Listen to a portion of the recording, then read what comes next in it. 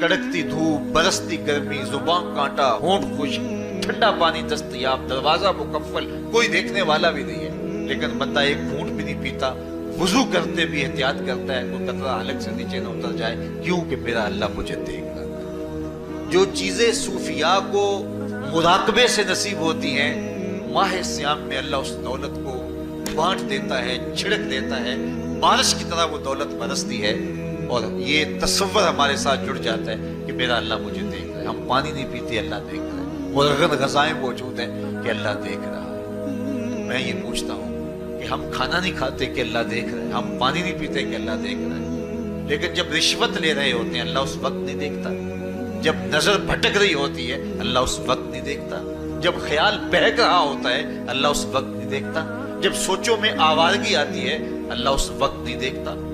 تو یہ صرف وہ کھانے اور پینے کو ہی دیکھ رہا ہے، باقی امور زندگی کو نہیں دیکھ رہا، اور وہ کیا صرف رمضان میں دیکھتا ہے، غیر رمضان میں نہیں دیکھتا۔ تو یہ جو نور اترا تھا ماہ سیام میں، اس کو اپنے اندر اگر جذب کر لیا جائے تو زندگی سنور جاتی ہے۔ جو مراقبوں سے حاصل ہوتا تھا ماہ سیام میں، وہ می کی طرح برسا، اور ہم اس کے اپنے اندر سمو لیں، جذب کر لیں، تو نتیجہ یہ ہوگا کہ ہماری زندگی نور نلا نور ہو جائے گی۔ اور یہ تصور جب انسان کی زندگی میں جم جائے تو یہ گناہوں سے روکنے کا مؤثر ذریعہ ہے کہ میرا اللہ مجھے دیکھ رہا ہے۔ مجھے بتائیے اس سے بڑا ہیجان انگیز بھی کوئی منظر ہو سکتا ہے کہ حسن کی پتلی ہے، اور جو ہے وہ اس کی ایک ایک ادا اور اشوے سے قیامتیں پھوٹتی ہیں، اور وہ خود جناب یوسف کے سامنے اپنے حسن کو پیش کر رہی ہے، ساتوں دروازے بھی مکفل ہیں، بت کے اوپر بھی کپڑا ڈال لیا، اور زلیخا حضرت یوسف کو خود کہہ رہی ہے تالک یوسف اب تو آ جاؤ نا، ذرا آنکھ اٹھا کے میرے جلوے دیکھو۔ لیکن جناب یوسف کیا بولتے ہیں؟ قال معاذ اللہ، میں اللہ کی پناہ میں آتا ہوں۔ کہا تو 7 دروازے بند کر کے لوگوں کی نظروں سے چھپ گئی، اور موٹا کھیس ڈال کے اپنے زوم میں اپنے جھوٹے خدا سے بھی شرم کرتی ہے اور اس سے چھپ گئی، میں اس خدا سے حیا کیوں نہ کروں جو 7ویں کوٹھڑی میں بھی دیکھ رہا ہے۔ پھر اتنی روشنیاں برسی، اتنا یقین برسا کہ گناہ کیا، گناہ کا تصور بھی محال ہو گیا۔ تو مجھے بتائیے کتنا ہیجان انگیز منظر تھا جب حسن قدموں میں بچھنے کے لیے خود بےتاب تھا، اور حضرت یوسف جوان رانا ہے، جوانی اور شباب پورے پاکپن پہ ہے، اور ادھر حسن مچل مچل کے قدموں میں بچھ رہا ہے، لیکن یہ جذبہ کہ میرا اللہ مجھے دیکھ رہا ہے ایسی رکاوٹ بنتا ہے۔ قال معاذ اللہ، کہا میں اللہ کی پناہ میں آتا ہوں۔ تو یہ یقین جب بندے کے ساتھ جڑ جاتا ہے کہ میرا اللہ مجھے دیکھ رہا ہے، تو پھر انسان کے لیے گناہ سے بچنا کوئی مشکل نہیں ہوتا۔ گھر میں فاقے ہوں، مشکل میں بندہ پھنسا ہو اور اس کو رشوت مل رہی ہو، تو پھر اپنا ہاتھ روکنا بڑا مشکل ہوتا ہے، بلکتے بچوں کا خیال آتا ہے۔ لیکن جب یہ خیال ہو کہ میرا رب میرا رازق ہے اور میرے اس عمل کو دیکھ رہا ہے، تو پھر بندہ اس کو پرے کا کی حیثیت بھی نہیں دیتا، اور جب وہ پاؤں کی ٹھوکر پہ بھی نہ رکھے تو پھر اللہ فرماتا ہے وَيَرْزُقُهُ مِنْ حَيْثُ لَا يَحْتَسِبُ، تو یہ کر کے دیکھ میں تجھے وہاں سے رزق دوں گا جہاں سے تجھے گمان بھی نہیں ہوگا۔ تو اپنے یقین کو کھڑا کر کے دیکھ، میرے اوپر اعتماد کر کے دیکھ۔ میرے حضور نے فرمایا اللہ پر توکل کرنے کا جو حق ہے اگر تم ادا کرو، وہ تمہیں ایسے رزق دے جیسے پرندوں کو عطا کرتا ہے۔ صبح گھر سے نکلتے ہیں خالی پیٹ ہوتے ہیں، ہمیں تو پتہ ہے دفتر میں جانا ہے، ہمیں تو پتہ ہے دکان پہ جانا ہے، ہمیں تو پتہ ہے فیکٹری میں جانا ہے، ہمیں تو پتہ ہے کہ ہم نے فلاں جگہ جا کے دیہڑی لگانی، لیکن ان کا کوئی کاروبار نہیں ہوتا، کوئی فیکٹری نہیں ہوتی۔ جدھر جی آیا صبح جو ہے وہ اڑان بھر دی، بند توکل پنچھی اڑتے، خرچ نہ پلے زیرہ ہو، نہ کوئی راز ہے نہ کوئی کاروبار ہے۔ لیکن کبھی ایسا ہوا کہ شام کو خالی پیٹ آئے ہو، تو کہا اگر تم اللہ پہ توکل کر لو وہ بھی تمہیں ایسے رزق دے جیسے پرندوں کو رزق عطا کرے۔ پرندوں میں سے ایک پرندہ ہے ہنس، یہ سچے موتی کھاتا ہے، اور آپ پنساری کے پاس موتی لینے جائیں تو ہزاروں روپے تولے کے ماشے کے حساب سے آپ لیں، تو پھر بھی آپ سوچتے ہیں کہ پتہ نہیں یہ خالص نہیں ہے یا نہیں ہے۔ وہ اتنے نایاب اور کامیاب ہیں کہ آپ ماشوں اور تولوں میں خریدتے ہیں اور پھر بھی آپ کو شک رہتا ہے کہ یہ خالص ہیں یا کہ نہیں۔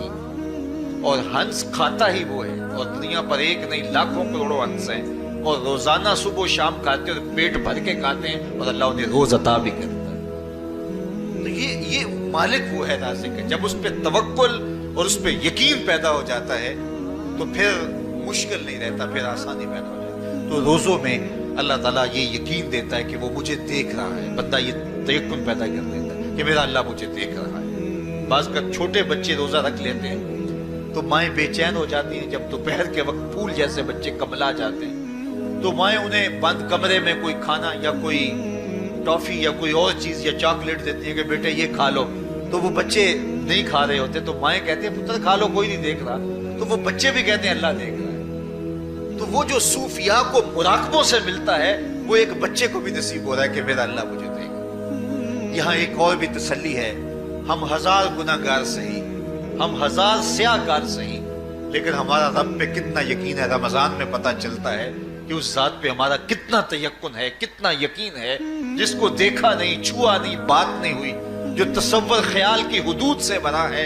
इतना यकीन है कि हम पानी नहीं लेते, खाना नहीं लेते कि मेरा अल्लाह मुझे देख रहा है। काश के इसको हम अपनी पूरी जिंदगी में फैला लें और इसको जिंदगी में जब हम तारी कर लेंगे तो फिर गुनाह करना महाल और नामुमकिन हो जाएगा और जिंदगी नूर अला नूर हो जाएगी। और यही तकवे का उसूल है। फरमाया ऐ ईमान वालो, तुम्हारे ऊपर रोजे फर्ज कर दिए गए जिस तरह तुमसे पहलों पे फर्ज किए गए थे, लअल्लकुम तत्तकून, ताकि तुम मुत्तकी बन जाओ, ताकि तुम परहेजगार बन जाओ। हजरत सलमान फारसी रज़ी अल्लाह ताला अन्हु से मरवी है कि जब शाबान की 29 तारीख होती तो अल्लाह के महबूब में खुतबा इरशाद फरमाते, उसमें रमजानुल मुबारक के फजाइल बयान करते और कहते हैं तुम्हारे पास एक शहर अजीम, इज्जत और अजमत वाला महीना आ रहा है जिसका हर दिन बाकी साल के दिनों से अफजल है, जिसकी हर रात बाकी साल की रातों से अफजल है। और उसमें एक रात ऐसी है लैलतुल कदर जो 1000 महीने से बेहतर। तो ये अल्लाह ताला की रहमतों का रूप है। रहमतों के दरवाजे खोल दिए जाते हैं और रोजादार का रोजा बिलखुसूस असर के वक्त, शाम के वक्त, पिछले पहर, रोजादार के खाली मिदे से जो एक बू उठती है, महक उठती है, अल्लाह को कस्तूरी से भी ज्यादा महबूब होती है। अल्लाह अकबर। और फरमाया लिस्साइम फरहतान, फरहतुन इंदा फित्रही व फरहतुन इंदा लिकाए रब्बे। रोजादार के लिए 2 खुशियां हैं। एक खुशी उसे तब मिलती है जब वो रोजा खोलता है, सारे दिन की भूख और प्यास काट के, जब शाम को ठंडा और मीठा मशरूब उसे मिलता है और वो मशरूब अपने जो है वो मुंह में डालता है, वो मैदे की तरफ उतरता है तो उसकी जुबान बोले ना बोले उसका एक एक अंग अल्लाह की तस्बीह बोल रहा होता है और अल्लाह का शुक्र अदा कर रहा होता है। उस वक्त उसे एक अजीब फरहत होती है कि इतना तवील लंबा रोजा था, शुक्र है कि मेरा रोजा तकमील को पहुंचा। एक रूहानी मुसर्रत, फिर रोजा खुलने के वक्त उसको बदनी मुसर्रत। तो एक फरमाया उसको फरहत तब मिलती है जब वो रोजा खोलता है, वह फरहतुन इंदा लिकाए रब्बे। और दूसरी फरहत उसे तब मिलेगी जब रोजे के सिले में अल्लाह अपने रुख से पर्दा हटा देगा और अल्लाह अपना दीदार अता फरमाएगा। तो ये रोजेदार के लिए खुशियां हैं।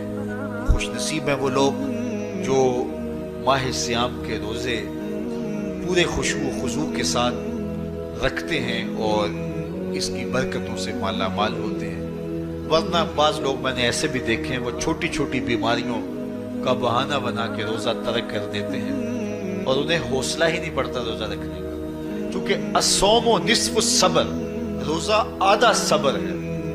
मैं समझता हूँ, मैं शुगर का मरीज हूँ और 4 से 5 घंटे अगर मुझे कुछ खाने को ना मिले तो मेरी तबीयत में ऐसा इस्तराब और बेचैनी पैदा हो जाती है कि मैं घर वालों से उलझने की कैफियत में भी आ जाता हूँ। लेकिन माह सियाम में 20 घंटे भी काट लेता हूँ, लेकिन मेरी तबीयत पे कोई बोझ इसलिए नहीं होता कि मैं अल्लाह की रिज़ा को अपने जहन के एक एक गोशे में रखे हुए होता हूँ। तो ये आधा सब्र है, ये सब्र सिखाता है।